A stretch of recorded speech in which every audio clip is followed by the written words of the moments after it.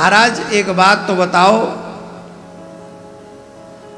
कैसे कैसे पापियों को ये कथा तार देती है, ये बताओ। अब यहां पर तमाम प्रकार के पापी बैठे हैं। एक प्रकार के पापी नहीं होते, अनेक अनेक प्रकार के पापी होते हैं। कोई शराबी होता है, कोई जुआरी होता है, कोई व्यभिचारी होता है, कोई मातृ पितृ हिंसक होता है, कोई लुटेरा होता है, कोई चोर होता है, कोई बेकार में अकारण ही दूसरों की निंदा करने वाला होता है। ऐसे तमाम प्रकार के पाप हैं। तो हम लोग भी यहाँ पाप करे ही बैठे हैं। ऐसा तो है नहीं कि हम सब साधु हैं। पाप तो हम सबसे हुआ है।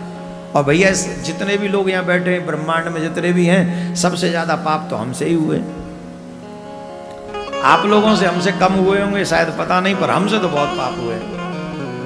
तो महाराज एक इतने एक से एक बड़े पापी हैं, तो कृपा करके बताओ कि किस किस प्रकार के पापियों की मुक्ति शिव महापुराण की कथा कर सकती है, करती है? कृपा करके बताइए।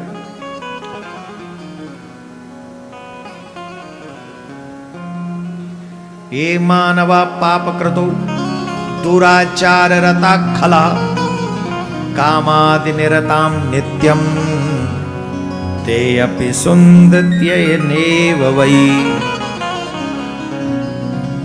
ज्ञान यज्ञ परोययं वै भुक्ति मुक्ति प्रदः सदा शोधनं सर्व पापानां शिव संतोष कारकम। जो मनुष्य पापी, दुराचारी, खल तथा काम में रत रहता है, क्रोधी है, निरंतर पाप में डूबा रहने वाला है, यह कथा श्रवण मात्र से वो तुरंत शुद्ध हो जाता है।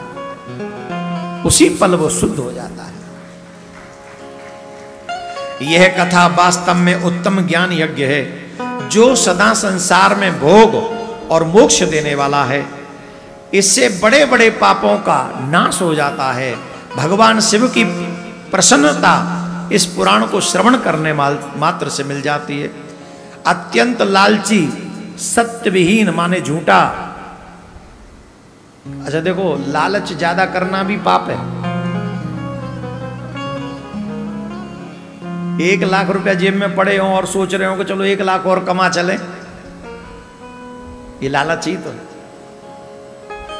और ये लालच भजन में होना चाहिए। चलो 11 माला तो हो गई, 5 और कर लेते हैं। आज कोई काम नहीं, 5 और कर लेते हैं। पर उस माला में लालच नहीं आता है, कमाई में लालच आता। तो ज्यादा लालच भी पाप ही है। और जो कभी सत्य नहीं बोलते,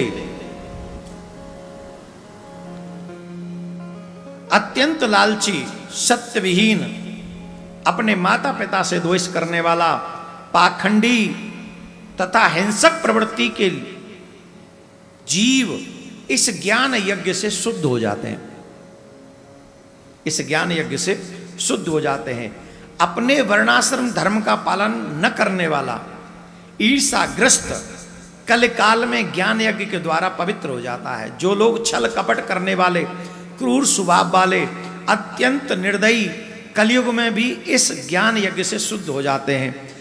ब्राह्मण को दुख पहुंचाने वाले, उनका धन हरण करने वाले, निरंतर व्यभिचार में रत रहने वाले, इस ज्ञान यज्ञ से कलिकाल में पवित्र हो जाते हैं।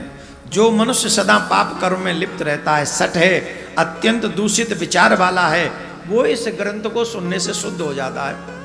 बोले महाराज इतनी लंबी चौड़ी लिस्ट आपने बता दी, कोई इसका प्रमाण भी है?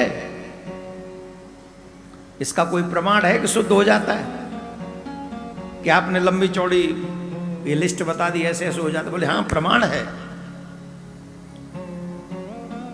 इसका प्रमाण है कि शिव महापुराण की कथा को सुनने से कैसे कैसे पापियों का कल्याण हो गया। सुनो, हम तुम्हें सुनाते हैं। बहुत सुंदर एक कथा है।